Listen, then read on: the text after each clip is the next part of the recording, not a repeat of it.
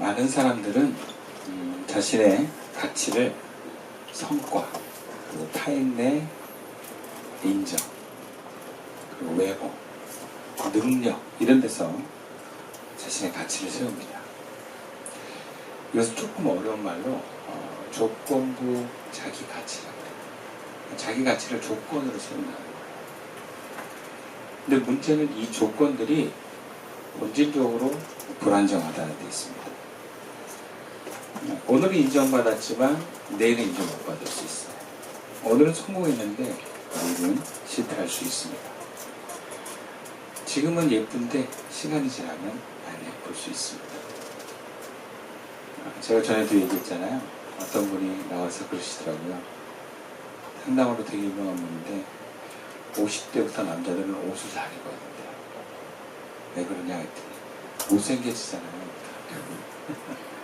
못생겨지니까 옷을 잘 입어야 된다. 못생긴 걸 피할 수 없는 거예요. 저도 거울을 보면서 되게 못생겼다 그런 생각하거든요. 젊었을 때 어우 잘생겼네 나이가 들면서 처음에는 아니야 이건 내 얼굴이 아니야 하면서 이제 거울을 바꾸기도 하고 안 보기도 하고 나중에 받아들이게 돼요. 변합니다. 외모도 변하고요, 몸매도 변합니다. 그리고 능력도 변합니다. 그래서요, 사람은 조건부 위에 자기 가치를 세우면 불안해요. 대표적으로 연예인들이 그렇습니다. 오늘은 인기 있었는데 내일은 인기가 떨어지면 불안함이 굉장히 심합니다. 너무 업다운이 심하다 그래요. 그 연예인이라는 직업이. 사람들은 드라마에서 보는 그 모습을 기억하는데 그게 진짜가 아닌 거예요. 그래도 인기가 떨어지면 또 사람들이 나를 굉장히 비난해요. 원래 나는 그런 사람이 무지한 사람인데 자기네들이 실컷 나를 높이 봤다가 지금 또 그렇게 막 비난을 합니다. 그게 연예인들이에요. 그러니까 연예인들이 우울증도 많고 조울증도 많고 공황장애도 많다고 하는 게 아마 그런 데서 오지 않나 싶어요. 스포츠 스타도 마찬가지죠. 항상 정성기 때 잘하던 때는 막 이러다가 조금만 폼이 떨어지고 성과가 안 나오면 이제 끝났다 이런 평가를 하는 모습들. 근데 이러한 모습들, 이 불안함이요 우리들에게도 있다라는 거예요. 오늘날 그런 여러 가지 성과, 인정, 외모, 능력으로 평가되는 사회에서는요 성과나 외모나 능력이 떨어지는 순간 우리 존재가 자체가 흔들려요. 나의 가치가 떨어지는 거죠. 그래서 세상은 끊임없이 너 이래야 된다. 조건부를 지켜야 돼. 너의 가치를 붙들고 있으려면 너 계속해서 성공해야 돼. 긴장해. 얘기하고요. 너 돌을 들었어도 외모를 갖춰. 이렇게 얘기를 합니다. 네. 목사님들도 예외가 아니에요. 목사님들도 외모가 받쳐주면 그냥 성도들이 그냥 들어가요. 저 지금 막 전 많이 났거든요. 이거 다 빼야 돼요. 사실은. 그래서 돈 나와요. 이거 빼면. 성도들 보기 안 좋다고. 그리고 목사님들은 배 나온 것도 싫어하고 하여튼 외모를 갖고 와야 돼요. 예. 저희 아내도 그러더라고요. 배 나오면 교인들이 게으른 줄 안다고. 맨날 저는 주장하거든요. 노래배야. 노래를 열심히 하기 때문에 나오는 배라고 주장을 하죠. 그러니까 세상은 계속 너 그거 지켜. 그것을 위해서 시간과 에너지와 돈을 쓰라고 얘기합니다. 외모를 계속해서 갖고 돈 들이면 다른 데니까 살쪘어? 돈 들여서 빼. 이렇게 얘기를 하죠. 근데요, 성경은 다른 가치를 제시합니다. 성경은 조건으로 너의 가치가 매겨지지 않는다는 거예요. 오늘 본문에서 예수님이 70명의 제자들을 파송을 했는데 이 70명이 돌아왔어요. 돌아올 때 놀라운 성과를 이루고 돌아옵니다. 귀신 쫓아내고 병 고치고 막 선포한 대로 다 되는 거예요. 막 이거 올라온 거죠. 너무 기쁘고 감격스러워서 예수님께 보고를 합니다. 그러니까 예수님이 뜻밖의 말씀을 하세요. 20절 말씀이에요.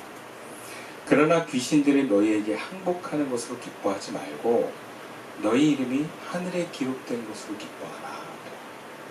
우리가 사회적으로는 뭘로 기뻐해야 돼요? 내가 선포했더니 귀신이 항복해.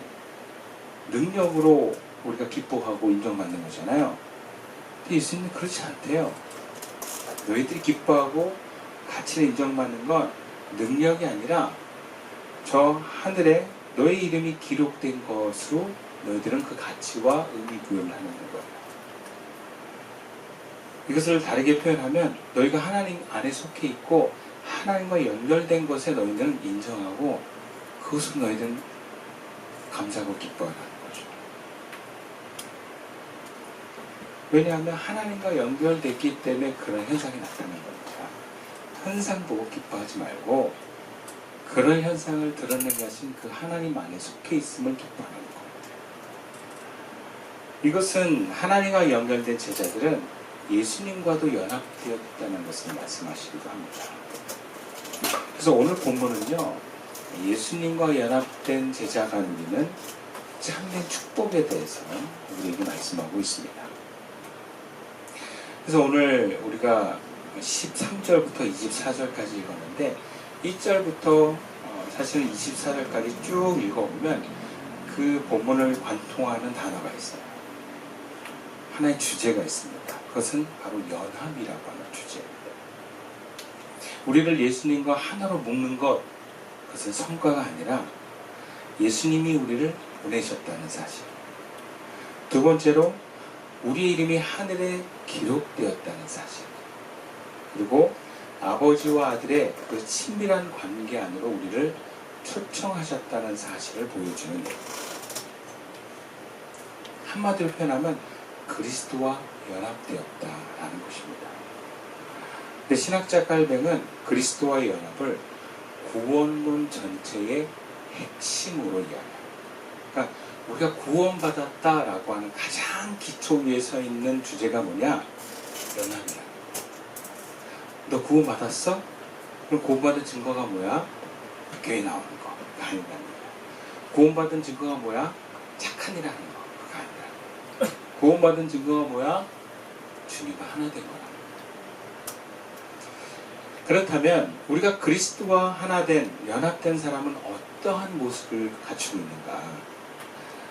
먼저 본문 13절부터 16절까지의 말씀을 함께 보겠습니다. 화이슬저 진저 고라시나 화이슬진저 베세다야 너에게 행한 모든 것은 두로와 시돈에서 행하였다라면 그들이 벌써 베옷을 입고 제에 앉아 회개했으리라. 심판 때에 두로와 시돈이 너희보다 견디기 쉬우리라. 가버나움아 네가 하늘에까지 높아지겠느냐? 음부에까지 낮아지리라. 너희 말을 듣는 자는 곧 내 말을 듣는 것이요 너희를 저버리는 자는 곧 나를 저버리는 것이요 나를 저버리는 자는 나 보내신 이를 저버리는 것이라 하시니라. 여러분, 그리스도와 연합된 사람은요, 첫 번째로 예수님과 하나 되었다라고 하는 정체성을 갖습니다. 오늘 본문에 보니까 예수님이 복음을 거부한 고라신과 베세다를 두로와 시돈에 비교하면서 책망하시는 내용이에요. 근데 두로와 시돈은 어떤 지역이냐면 이방의 부패한 도시의 상징입니다. 그러니까 이방 사람들이 사는데 거기는 상업이 많이 발달돼가지고 여러 가지 뭔가 우상숭배라든지 질서가 좀 안 잡힌 그런 부패하고 부정한 도시를 두로와 시돈이라고 하는 곳으로 상징합니다. 아, 저기는 부패한 도시한테 두로와 시돈 그렇게 얘기를 해요. 그런데 오히려 예수님은 오늘 본문에 이렇게 얘기하죠. 화했을 진저 고라시나 13절에 화했을 진저 베세다야 너에게 행한 모든 권능을 두로와 시돈에서 행하였다면 그들이 벌써 베옷을 입고 제에 앉아 회개하였습니다. 야, 너희들이 지금 복음을 전파하고 귀신을 쫓아내고 뭔가 병자를 낳는 그 일을 저 부패의 상징인 두로와 시돈에 행했으면 그들은 벌써 회개했습니다. 근데 고라신하고 베세다는 그렇게 복음을 전하기 위해서 귀신을 쫓아내고 병도 고쳤는데 회개도 안 해? 더 큰 증거과 저주를 받을 거야 라는 메시지죠.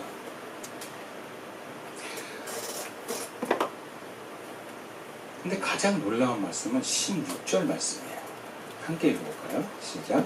너희 말을 듣는 자는 곧 내 말을 듣는 것이요 너희를 저버리는 자는 곧 나를 저버리는 것이고 나를 저버리는 자는 나를 보내신 이를 저버리는 것이다.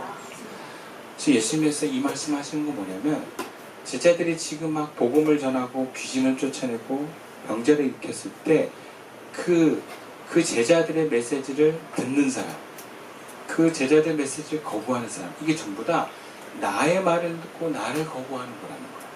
근데 내가 누구하고 연결돼 있어요? 하나님하고 연결돼 있어요. 그러니까 지금 대표적으로 얘기하는 고라신과 베세다는 누구 거부하는 거예요? 하나님을 거부하는 거예요. 그럼 어떻게 된다고요? 화해가 그들에게 임한다는 거예요. 쉽게 얘기하면 저주받고 심판받는다는 얘기예요. 지금 예수님은요, 어떻게 보면 두로와 시돈을 저주한다는 얘기보다 더 강조하는 부분이 바로 이것입니다. 너희들과 나는 하나야. 우리는 동일시라는 개념을 성경에서 찾아서 적용해 볼 수 있습니다.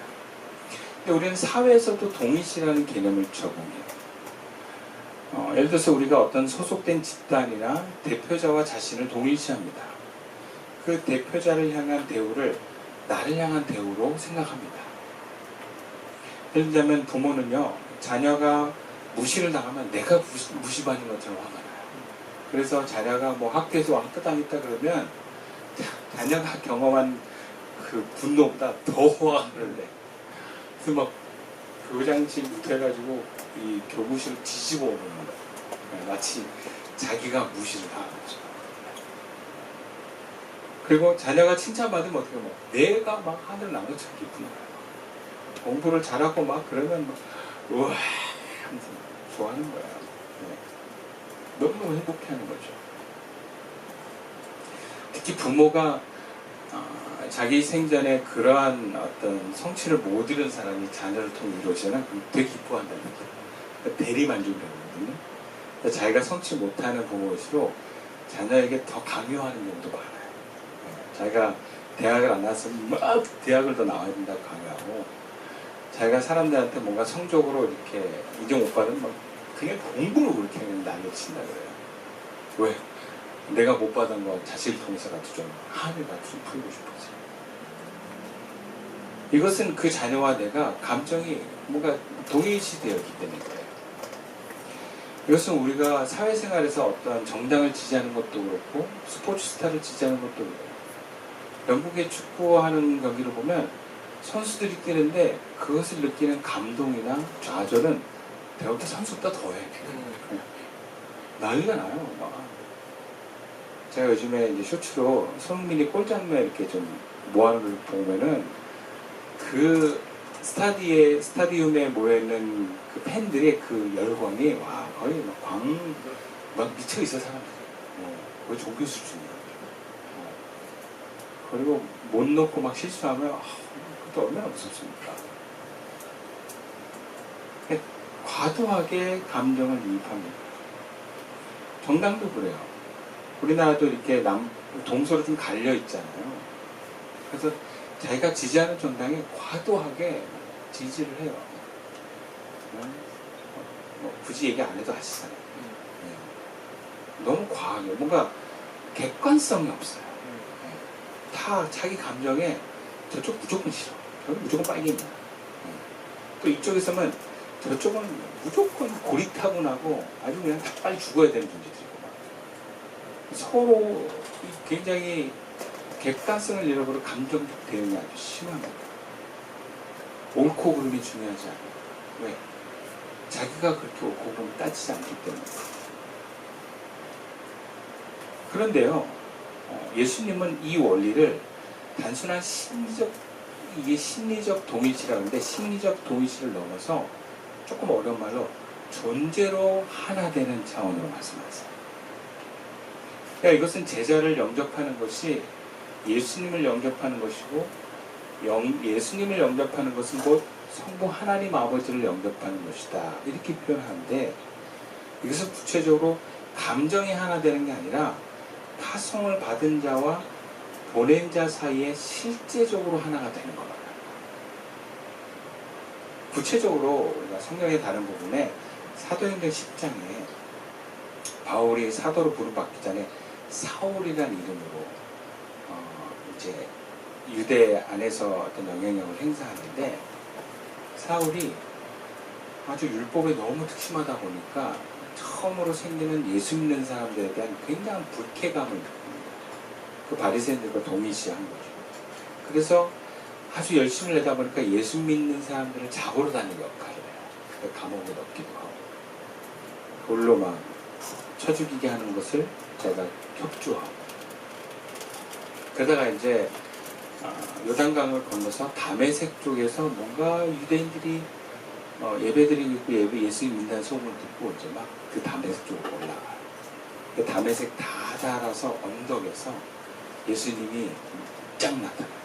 그래서 음성으로 바울아 바울아 너 왜 나를 핍박하느냐, 사울아 사울아. 그래가지고 누구십니까? 네가 핍박하는 예수다. 사울이 깜짝 놀라요. 나는 당신을 핍박한 적이 없습니다. 사울이 잡으러 다니는 예수 믿는 사람들, 그 사람들 핍박할 때 그걸 나를 핍박한 거야. 그러니까 예수님은요, 예수 믿는 사람과 하나 된 모습을 보입니다. 감정이 아니에요. 네가 예수 믿는 사람 잡을 때 내 마음이 아팠어, 이게 아니에요. 네가 예수 믿는 사람 잡으면서 그들을 때리고 감옥에 가둘 때 나를 때리고 나를 감옥에 가둔 거였어 라고 얘기를 하신 거죠. 그러니까 예수님은요, 자신의 제자들과 자신을 동일시하는 거예요. 그러니까 예수님과 그 부르심을 받는 제자는 어떻게 되는가? 그 존재가 하나 되는 것을 말합니다. 그러면 이것이 우리에게 주는 축복이 무엇이겠습니까? 축복. 뭐가 좋은지 하나가 되면, 우리가 예수 이름으로 나갈 때 더 이상 우리가 혼자가 아니라는 거예요. 예수님과 함께 한다는 거죠. 우리의 연약한 말들, 부족한 논리, 서투른 전달에도 불구하고 우리가 예수님과 연합되어 있기 때문에 우리가 그 사역하는 그 현장에서는 누가 말하는 거예요? 예수님 말하는 거예요. 그럼 목사는 항상 그런 마음을 가지고, 그런 믿음을 가지고 신방을 합니다. 신방을 하는 예배 현장에서 선포하는 그 메시지가 주님의 메시지라는 믿음을 가지고 선포를 합니다. 사도 바울이 그래서 이렇게 고백해요. 이제 내가 사는 것이 아니라 오직 내 안에 그리스도께서 사신 것이다. 갈라디아서 2장 10절의 말씀이에요. 바울은 늘 그렇게 고백해요. 내가 그리스도와 연합되는데 그 연합의 주인은 예수님이야. 난 아니야. 그게 연합이라는 거죠. 그러니까 우리의 정체성은요, 우리 자신이 아니라 바로 그리스도의 연합의 뿌리가 되어지는 것입니다. 거기서 오는 안정감, 거기서 오는 외롭지 않음, 거기서 오는 두렵지 않음이 생기는 거예요. 그리고 우리가 말을 하고 선포할 때도 담대할 수 있는 거예요. 저도 목사지만 제가 복음을 전하고 갈 때 제가 말한다 생각 안 하고 주님 말씀하신다 하고 말합니다. 그리고 그런 기회가 올 때마다 크게 기도합니다. 그러면 정말 주님이 말씀하신다고 하는 믿음이 올 때가 있어요. 물론 대상이 제가 전하는 복음의 이야기나 혹은 메시지를 듣고 교회에 올 수도 있고 안 올 수도 있어요. 근데 결과로 증명되지 않습니다. 그냥 주님이 나를 통해서 말을 했느냐, 그게 중요한 거예요. 그러면 열매가 맺을 수도 있고 안 맺을 수도 있어요. 그럼 우리가 주님의 제자가 된다는 것은 단순히 예수님과 가까워지는 차원이 아니에요. 예수님과 하나 되어지는 차원. 하나 된다는 건 그분과 함께 내가 행동하는 거예요. 구체적으로 그분과 함께 말하는 겁니다. 그러면 내가 말하는 게 아니라 주님이 말하는 거예요. 우리가 하나님의 일을 할 때 두려워하지 않아도 되는 것은 하나님이 하시기 때문에 그렇습니다. 그걸 믿는 사람은 복이 있어요.